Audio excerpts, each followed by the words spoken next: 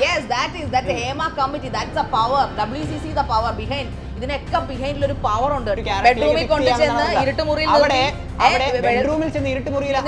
അങ്ങനെ തൊട്ട് നോക്കുന്നതാണോ ഓഡീഷൻ? മീഡിയാസിന്റെ മുന്നിൽ വന്ന ഓരോ ആളുകൾ പറഞ്ഞിട്ടുള്ള ആരോപണങ്ങൾ മാത്രമാണ് ഇപ്പൊ പുറത്തോട്ട് എത്തിയിട്ടുള്ളത്. അങ്ങനെ അല്ല എന്ന് തെളിയിക്കേണ്ട ഉത്തരവാദിത്തം ശ്രീ രഞ്ജിത്തിനാണുള്ളത്. ശ്രീ എന്ന് പോലും നമുക്ക് അദ്ദേഹത്തെ വിളിക്കാൻ പറ്റില്ല. അത് തെളിയിക്കേണ്ട കോടതിയിലാണ്, മീഡിയാസിന്റെ മുന്നിലല്ല വന്ന് തെളിയിക്കേണ്ടത്. ആ ഒരു അവസരം നിഷേധിച്ചതിന്റെ പേരിൽ, ആ ഒരു ക്യാഡറിനോട് കൊടുക്കാത്തതിന്റെ പേരിൽ ഉന്നയിക്കുന്ന ആ ഒരു ആരോപണം ഒരു പ്രതികരണം അല്ലെങ്കിൽ ഒരു പ്രതികാര ചുവയോടുള്ള ഒരു സാധനമാണെന്ന് കാണുന്ന ആളുകൾക്ക് ചിന്തിച്ചു ആ ബലത്തിൽ പറയുന്നു എന്നുള്ളത് മാത്രമേ ഉള്ളൂ. അല്ലാതെ ഇത് പറയണം, കാരണം മീഡിയ അറിയട്ടെ. ഇല്ലെങ്കിൽ ചെന്നൈയിലും ബാംഗ്ലൂരൊക്കെ പോയി പല പ്രമുഖ നടന്മാർ നമ്മുടെ മെഗാസ്റ്റാറൊക്കെ ഒളിച്ചിരിക്കുകയാണ്. ഫെയിമിന് വേണ്ടിയിട്ട് ആരോപണങ്ങൾ പറയുന്നതാണ് ശിവ പറഞ്ഞു. അങ്ങനെ നമുക്ക് സംശയിച്ചൂടെ? എന്താണ് സംശയിക്കുന്നത്? ഒരാളുടെ സ്വകാര്യതയെ കുറിച്ച് വലിച്ചു കീറേണ്ട എങ്കിൽ പിന്നെ അവർക്ക് എന്തെങ്കിലും മോൺസൈഡിൽ അഭിനയിച്ചാൽ പോരെ? നല്ല fame ഹാർവിയോറ, the exclusive collection of adenium plants.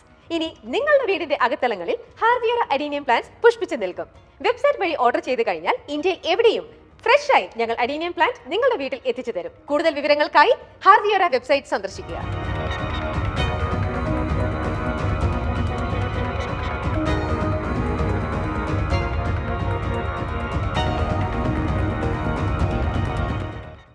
നമസ്കാരം, ശനിദശയിലേക്ക് ഏവർക്കും സ്വാഗതം. ഞാൻ ശാരിക. ഞാൻ ശിവജിത്ത്. ശിവ്, സംവിധായകരെ ഒരുപാട് ആരാധനയോടുകൂടി കാണുന്ന നാടൊന്നുമല്ല നമ്മളുടെ. എന്നാലും ആരാധിക്കുന്ന സംവിധായകരോട് വല്ലാത്തൊരു അഭിനിവേശം നമുക്ക് എല്ലാവർക്കും ഉണ്ട്. ഇപ്പൊ പത്മരാജൻ, ഷാജി കൈലാസ്, അതിലൊരാളായിരുന്നു രഞ്ജിത്തും. അദ്ദേഹത്തിന്റെ സിനിമകൾക്ക് ഒരു സിഗ്നേച്ചർ ഉണ്ടായിരുന്നു. എന്നാൽ രഞ്ജിത്തിൽ നിന്ന് ഒരിക്കലും നമ്മൾ കേൾക്കാൻ ഇഷ്ടപ്പെടാത്ത, അദ്ദേഹത്തിന്റെ ആ പേര് വലിച്ചടയ്ക്കാൻ ഇഷ്ടപ്പെടാത്ത ഒരു സംഭവമാണ് ഈ കഴിഞ്ഞ ദിവസങ്ങളിൽ ബംഗാളി നടി അദ്ദേഹത്തെ കുറിച്ച് ആരോപിച്ചത്, ശ്രീരേഖ മിശ്ര.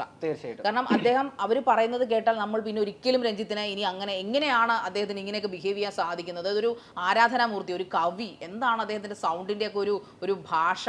അല്ലെങ്കിൽ ഒരു പ്രശ്നം എന്താന്ന് വെച്ച് കഴിഞ്ഞാല് അതൊരിക്കലും പീഡനം നടന്നു അല്ലെങ്കിൽ ഒരു പീഡന ശ്രമം എന്ന് പറയാൻ പറ്റില്ല. അല്ല, ഒരു സ്ത്രീയെ പീഡിപ്പിക്കുക എന്ന് പറയുമ്പോൾ ബെഡ്റൂമിൽ കൊണ്ടുപോയി വലിച്ചു കീറിയെന്ന് മാത്രമല്ല, അവരുടെ അനുവാദം ഇല്ലാതെ അവരുടെ ശരീരഭാഗങ്ങൾ സ്പർശിക്കുക, അവരെ ഭീതിപ്പെടുത്തുക, അല്ലെങ്കിൽ ആ ഒരു ഇന്റൻഷനോടുകൂടി സംസാരിക്കുക, അല്ലെങ്കിൽ നോക്കുക, ഇതെല്ലാം പീഡനങ്ങൾ വരുമെന്ന് രഞ്ജിത്തിന് അറിഞ്ഞൂടെ? ഇൻട്രോ പറഞ്ഞപ്പോൾ തന്നെ ശാരിക പറഞ്ഞൊരു കാര്യം ഉണ്ടായിരുന്നു. രഞ്ജിത്ത് എന്ന ഡയറക്ടറിന്റെ ഒരു സിഗ്നേച്ചർ നമ്മുടെ മലയാള സിനിമയ്ക്ക് ഉണ്ടെന്ന്. ആ സിഗ്നേച്ചറിലേക്ക് കടന്നു പോകാന്നുണ്ടെങ്കിൽ രഞ്ജിത്തിന്റെ ഓരോ സിനിമകൾ എടുത്ത് നോക്കിയാലേ മനസ്സിലാക്കാൻ പറ്റും. അദ്ദേഹം തന്നെ ആണെങ്കിൽ ഈ ഒരു ഇഷ്യൂ വന്നപ്പോഴത്തേക്കും അദ്ദേഹം ഒന്ന് സംസാരിച്ചിട്ടുള്ള ഒരു കാര്യം ഉണ്ടായിരുന്നു.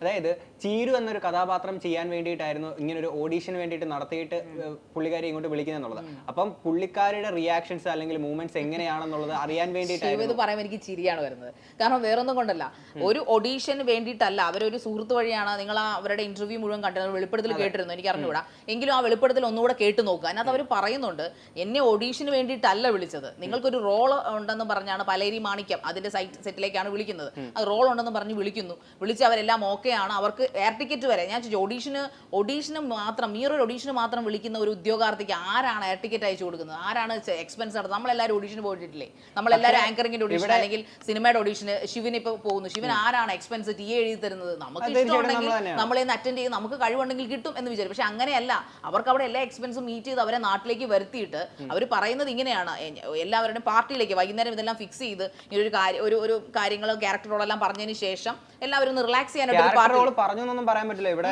രഞ്ജിത്തേനാണെങ്കിലും മീഡിയാസിന്റെ മുന്നിൽ വന്ന് സംസാരിക്കുന്നുണ്ട്. അവിടെ ഏതെങ്കിലും ഒരു ബംഗാളി ഡോക്യുമെന്ററി കണ്ടതിന്റെ പേരിലല്ല വിളിച്ചിട്ടുള്ളത്. കാര്യം അന്ന് ഈ ഒരു കഥാപാത്രം ചെയ്യാൻ കുറച്ചുകൂടെ ബോൾഡ് ആയിട്ടുള്ള ഒരാൾ വേണമായിരുന്നു. മലയാള സിനിമയിൽ അങ്ങനെ ഒരാൾ ഇല്ല എന്ന് തോന്നിയത് കൊണ്ട് പുറത്തുനിന്ന് ഒരാളെ വിളിപ്പിക്കാം എന്ന് തീരുമാനിക്കുകയും അങ്ങനെ അദ്ദേഹത്തിന്റെ പരിചയം ത്രൂ ഒരാളെ കോൺടാക്ട് ചെയ്തു. അങ്ങനല്ലോ ഓഡീഷന് വേണ്ടിയിട്ടാണ് വിളിച്ചതെന്നാണല്ലോ പുള്ളി. അതെ, തീർച്ചയായിട്ടും ആ ഒരു കോൺടാക്ട് ത്രൂ വിളിച്ച് ഓഡീഷൻ. കാരണം ഓഡീഷൻ എന്ന് പറയുമ്പോൾ ഞാൻ പറയുന്ന പോലെ ആരാണ് എക്സ്പെൻസ് മീറ്റ് ചെയ്ത ഒരു ബംഗാളിൽ ഓഡീഷൻ ആയിട്ട് വിളിപ്പിക്കുന്നത്? ഒരിക്കലും വിളിക്കില്ല. അവരുടെ എക്സ്പെൻസ് മീറ്റ് ചെയ്തു എന്നൊക്കെ പറയുന്നത് ആരോപണങ്ങളല്ലേ? ആരോപണങ്ങളെന്ന് പറയുമ്പോൾ അവർ ചോദിക്കുന്ന പോലെ ഒരു പ്രശസ്തയായ ഒരു നടി, അവരുടെ ഇമേജ് ബ്രേക്ക് ചെയ്തുകൊണ്ട് എന്തിനാണ് ഇതുപോലൊരു ഇമേജ് ഉള്ള സംവിധായകനെതിരെ ആരോപണങ്ങൾ ഉന്നയിക്കുന്നതെന്ന് കോമൺ സെൻസ് ഉള്ള ഒരു പ്രേക്ഷകന് ചിന്തിച്ചു.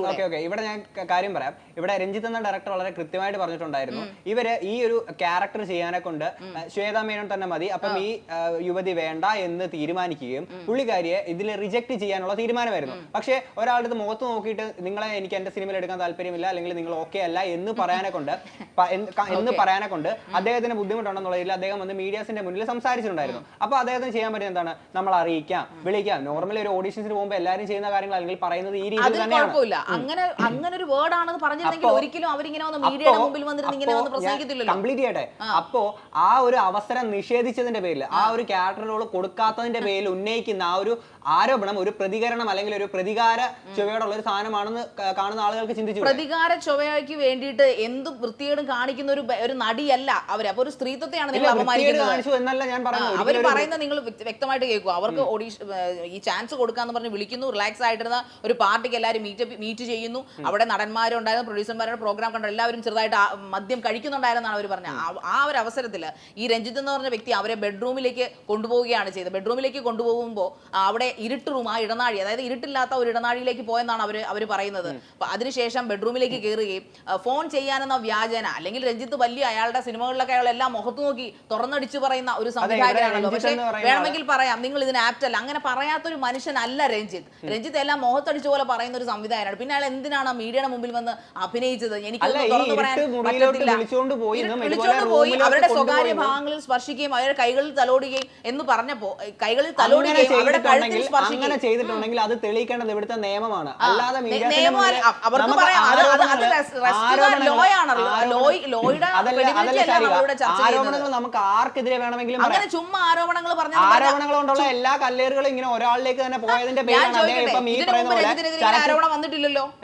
ഇതിനു മുമ്പ് രഞ്ജിത്തിനെതിരെ ഇങ്ങനെ ആരോപണങ്ങൾ വന്നിട്ടില്ലല്ലോ. ഇപ്പൊ ഹേമ കമ്മിറ്റിയുടെ report Hema committee, that's A power. WCC the power behind. ഇതിനൊക്കെ ബിഹൈൻഡിൽ ഒരു പവർ ഉണ്ട്. WCCയും ഹേമ കമ്മിറ്റിക്ക്. അതാണ് ഇവിടെ ഓരോരുത്തരെയും, ഓരോ നടിമാരെ, ജൂനിയർ ആർട്ടിസ്റ്റുകളെ എല്ലാവരെയും മുന്നിലോട്ട് കൊണ്ടുവന്ന് എന്താ പറയുന്ന മറ്റേ ഉയർന്ന വിഗ്രഹങ്ങളുടെ ടോപ്പ് നോച്ചിലിരിക്കുന്ന നായകന്മാരുടെ പേരുകൾ പുറത്തേക്ക് പറയാനുള്ള മലയാള സിനിമയിലെ നടന്മാർക്ക് പേരുകളില്ലേ? പേരുകളുണ്ട്. പറയുന്നില്ലല്ലോ. അതല്ല, ഇവിടെ ബാക്കിയുള്ള പല കേസുകൾ ഹേമ ഈ മീഡിയാസിന്റെ മുന്നിൽ വന്ന ഓരോ ആളുകൾ പറഞ്ഞിട്ടുള്ള ആരോപണങ്ങൾ മാത്രമാണ് ഇപ്പൊ പുറത്തോട്ട് എത്തിയിട്ടുള്ളത്. അല്ലാതെ ഹേമ കമ്മിറ്റി റിപ്പോർട്ടിനകത്ത് പറയുന്നത് പ്രമുഖ നടൻ എന്നുള്ള രീതിയിലല്ല, അതിനകത്ത് എന്താണെന്നുള്ള പുറത്തോട്ട് പറഞ്ഞില്ലെങ്കിലും ഹേമ കമ്മിറ്റിക്കും ഏറ്റവും അടുത്ത ആൾക്കാർക്കും അറിയാമെന്നാണ് പറയപ്പെടുന്നത്. കാരണം 63 പേജുകൾ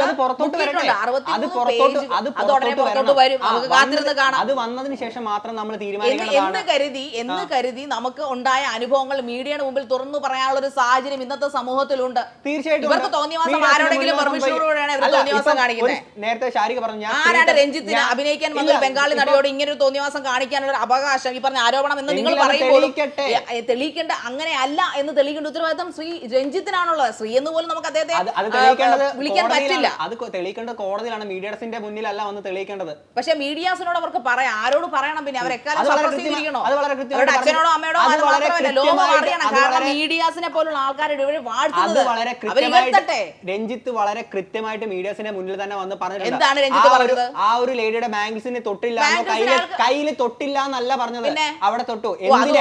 പറയട്ടെ, അവിടെ അപ്പം ആ ഒരു ലേഡിയുടെ ആണെങ്കിൽ മൂവ്മെന്റ്സ് അല്ലെങ്കിൽ റിയാക്ഷൻസ് ഏതൊക്കെ രീതിയിലാണ് മനസ്സിലാക്കിയതിന് ശേഷം ഈ ഒരു ക്യാരക്ടറിലേക്ക് അവിടെ ബെഡ്റൂമിൽ ചെന്ന് ഇരുട്ടുമുറിയിൽ എന്താണ് ശിവിന്റെ ഒരു കാൽക്കുലേഷൻ, ശിവിന്റെ ഒരു വ്യൂ പോയിന്റിൽ ഓഡീഷൻ എന്ന് പറയുന്നത് ഇങ്ങനെ ഒരു കാര്യം ഇരുട്ടുമുറിയിൽ വിളിച്ചോണ്ട് പോയിട്ട് അങ്ങനത്തെ ചെയ്തു, ഇങ്ങനെ ചെയ്തു ചെയ്യാൻ എപ്പോഴും സ്വകാര്യതയാണ് അവർക്ക് വേണ്ടത്. ആൾക്കാരുടെ തെറ്റായിട്ടുള്ള ഒരു കാര്യം ചെയ്തിട്ടുണ്ടെങ്കിൽ ആ ലേഡി ചെയ്യേണ്ടത് എന്താണ്? നേരെ പോയി കംപ്ലൈന്റ് രജിസ്റ്റർ ചെയ്യാൻ. നമ്മുടെ നാട്ടിലെ നിയമത്തിനെ ഫോളോ ചെയ്ത് പോവുകയാണ്. ഇവിടെ അങ്ങനെ ചെയ്യാതെ ഇപ്പൊ ഇങ്ങനെ ഒരു കുറെ കാര്യങ്ങളൊക്കെ വന്നപ്പോൾ ഹേമ കമ്മിറ്റി വന്നപ്പോൾ അതിനൊരു ബലമായപ്പോഴത്തേക്കിന് ഇപ്പൊ ഇങ്ങനെ ഒരു ആരോപണം വന്ന് ഉന്നയിക്കുമ്പോൾ ഞാൻ നേരത്തെ പറഞ്ഞ പോലെ ഇപ്പൊ അവസരം നിഷേധിക്കപ്പെട്ടതിന്റെ ഒരു പ്രതികാരമായിട്ടുള്ള രീതിയിൽ മാത്രം നമുക്ക് കണ്ടുകൂടെ. അവരിപ്പോൾ അവരൊരു ഫാമിലി ആയിട്ട് കഴിയുന്ന ഒരു സ്ത്രീയാണ്, അവർക്ക് അത്യാവശ്യ കാര്യങ്ങൾ. അവർ ഇപ്പൊ വന്ന് ഇത് പറയുമ്പോൾ അവർക്ക് അവരെ അങ്ങ് നടിയാക്കുമെന്ന ഒരു വിചാരമാണ് അവർക്ക്. പിന്നെ എന്തിനാണ് അവരത് പറഞ്ഞത്? സത്യം ലോകം അറിയട്ടെ എന്ന് വിചാരിച്ചിട്ടാണ്. ഇനിയെങ്കിലും വിഗ്രഹങ്ങൾ ഒടയട്ടെ എന്ന് വിചാരിച്ചിട്ടാണ്. കാരണം മലയാള സിനിമയിൽ ഇങ്ങനെ ഒരു സംഭവം വരുമെന്ന് ആരും വിചാരിച്ചില്ല. ആ ഒരു എന്താ പറയുക മൂഢ സ്വർഗത്തിലായിരുന്നു ആയിരുന്നു ഇവിടുത്തെ സംവിധായകരും പ്രൊഡ്യൂസേഴ്സും പ്രോഗ്രാം അപ്പോഴും കൺട്രോളറും ഇതൊക്കെ ക്യാമറമാനും ആരോപണങ്ങൾ ഒക്കെ മാത്രമാണ്, തെളിയിക്കപ്പെട്ടിട്ടുള്ള കാര്യമല്ല. തെളിയിക്കും, ഉടനെ തെളിയിക്കാൻ വേണ്ടിയിട്ടാണല്ലോ ഹേമ അത് കമ്മീഷൻ തെളിയട്ടെ. റിപ്പോർട്ട്. ഹേമ ആ കമ്മീഷൻ report റിപ്പോർട്ട് പുറത്തോട്ട് പഠിച്ചു വിടട്ടെ. പുറത്തു ആ report കൊണ്ടുവന്നു. പുറത്തു ആ വിടട്ടെ. റിപ്പോർട്ടിന്റെ ബലത്തിലാണ് ഇവരൊക്കെ ഇപ്പോൾ ഈ പറഞ്ഞുകൊണ്ടിരിക്കുന്ന കാര്യങ്ങൾ. ഇനി ഇതെല്ലാം ഇതിനൊരു നിയമ ആ വില ബലത്തിൽ ഉണ്ടാക്കി പറയുന്നു എന്നുള്ളത് മാത്രമേ ഉള്ളൂ, അല്ലാതെ ഇത് പറയണം. കാരണം മീഡിയ അറിയട്ടെ. ഇല്ലെങ്കിൽ ഇനിയിപ്പോ പലരും ഒളിച്ചിരിപ്പുണ്ട്. ചെന്നൈയിലും ബാംഗ്ലൂരിലൊക്കെ പോയി പല പ്രമുഖ നടന്മാർ നമ്മുടെ മെഗാസ്റ്ററൊക്കെ ഒളിച്ചിരിക്കുകയാണ്. അവർക്ക് പനിയാണ്, അവരുടെ വൈഫിന് സുഖമില്ല, ഇതുവരെ വാ തുറന്നിട്ടില്ല. പിന്നെ വാ തുറക്കണ്ടേ? അമ്മ എന്ന് പറയുന്ന അങ്ങനെ ആര് വേണമെങ്കിലും ആരോപണങ്ങൾ ഉന്നയിക്കാം. തെറ്റ് ചെയ്തവർ മാത്രം ഇതിനകത്ത് വന്നിട്ട് ഞാൻ നിങ്ങൾ ഇങ്ങനെ ആരോപണം എന്ന് പറയുമ്പോൾ ഇവിടെയുള്ള നടിമാരെല്ലാവരും അല്ലെങ്കിൽ അവരുടെ ഈ ആരോപണങ്ങൾ ശിവ ഉദ്ദേശിക്കുമ്പോൾ ശിവൻ എന്താണ് ഉദ്ദേശിക്കുന്നത്? അവർ വെറുതെ ഇങ്ങനെ ചുമ്മാ ഒരു ഫെയിമിന് വേണ്ടിയിട്ട് ആരോപണങ്ങൾ പറയുന്നതാണ് ശിവ പറഞ്ഞു വെക്കുന്നത്. അങ്ങനെ നമുക്ക് സംശയിച്ചൂടെ? എന്താണ് സംശയിക്കുന്നത്? ഒരാളുടെ സ്വകാര്യതയെ കുറിച്ച് വലിച്ചു കീറേണ്ട എങ്കിൽ പിന്നെ അവർക്ക് എന്തെങ്കിലും പോൺ സൈഡിൽ അഭിനയിച്ചാൽ പോരെ? നല്ല ഫെയിം പറയുന്നത് ഞാൻ പറയുന്നൊന്നുമല്ല, ഞാൻ നേരത്തെ പറഞ്ഞതാണ് ഹേമ കമ്മീഷന്റെ മുമ്പാകെ ഹേമ കമ്മീഷന്റെ റിപ്പോർട്ട് പുറത്തു വന്നതിന് ശേഷമാണ് ഇവരെല്ലാം പുറത്തു വന്ന് കാര്യങ്ങൾ പറയുന്നത്. അതാണ് ബലം എന്ന് പറയുന്നത്. നമ്മുടെ നാട്ടിലെ മീഡിയാസ് ഉണ്ടായിരുന്നു. രഞ്ജിത്തിന് അവരൊന്നും ചെയ്യാൻ പറ്റില്ല. രഞ്ജിത്ത് വളരെ ചുരുങ്ങിയ ഭാഷയിൽ വന്നിട്ട് പറഞ്ഞത് ഞാൻ ഓഡീഷന് വേണ്ടി ടെസ്റ്റ് ചെയ്താണ്, മറ്റതാണ് മറിച്ചാന്ന് പറഞ്ഞത്. ഇതൊന്നും മനസ്സിലാക്കാതിരിക്കാൻ ബംഗാളിക്ക് അവസരം നിഷേധിക്കപ്പെട്ടു എന്നുണ്ടെങ്കിൽ മലയാള സിനിമയിൽ നിരന്തരമായിട്ട് അഭിനയിക്കുന്ന ഒരാളല്ല. അങ്ങനെയെങ്കിൽ ഹേമ കമ്മീഷന്റെ ബലം വേണ്ട, ഇവിടെ വന്ന് സംസാരിക്കണ്ട. അപ്പോഴും നമ്മുടെ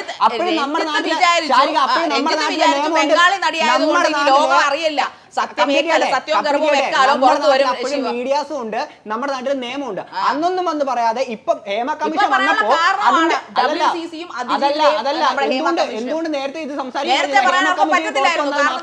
ഒരു കോടതി പറയുന്നുണ്ട്, നേരത്തെ ഒരു സ്ത്രീയുടെ മാനസിക അവർ തന്നെ പറയുന്നത് അവർ ഇത്രയും വർഷങ്ങൾക്ക് ഇപ്പുറവും അതൊരു വേദനയോടെ അല്ലെങ്കിൽ ഒരു ഷോക്കിങ്ങോടുകൂടിയാണ് അവർ ഓർക്കുന്നതെന്നാണ് ഇന്റർവ്യൂവിൽ പറഞ്ഞത്. അങ്ങനെ സംഭവിച്ചിട്ടുണ്ടെങ്കിൽ അത് കംപ്ലൈന്റ് കൊടുത്ത് നമ്മുടെ നിയമം തെളിയിക്കട്ടെ. ഓക്കെ, എന്തായാലും ഇങ്ങനെയുള്ള വാർത്തകളും ഇങ്ങനെയുള്ള പരാതികളും ഇനിയും ഉയർന്നു വന്നേക്കാം. തീർച്ചയായിട്ടും നിയമം ഇതെല്ലാം കേൾക്കുമെന്നും അതിനെതിരെയുള്ള നടപടികൾ ഉറപ്പായിട്ടും എടുക്കുമെന്നും പ്രതീക്ഷിക്കാം.